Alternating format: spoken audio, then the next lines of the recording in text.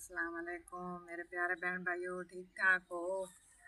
मैं आज ना अल्लाह वास्ते बनाया हलवा और रोटी ਤਾਂ ਪਰ ਹੂੰ ਕਿ ਅੱਲਾ ਦੇ ਰਾਹ ਤੇ ਅੱਲਾ ਆਪਾਂ ਨੂੰ ਦਿੰਦਾ ਹੈ, ਆਪਾਂ ਅੱਲਾ ਦੇ ਰਾਹ ਤੇ ਵੀ ਦੇਣਾ ਚਾਹੀਦਾ ਕਿਉਂਕਿ ਅੱਲਾ ਮੀਆਂ ਨਿਰਾਜ਼ ਨਾ ਹੋਵੇ।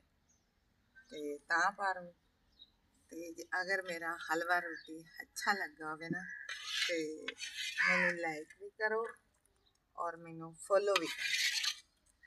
मेहरबानी उस सारे भैन भरावां दी, मेरे जानन वालियां दी। तां पर जेह्ड़ी मेरी सपोर्ट करो ते साडी बड़ी मेहरबानी उस तां पर ए निक्के निक्के निक्के बच्चे नूं उन्हां नूं तकसीम करना, उन्हां नूं वंडना है इस तरह आए। ਤਾਂ ਪਰ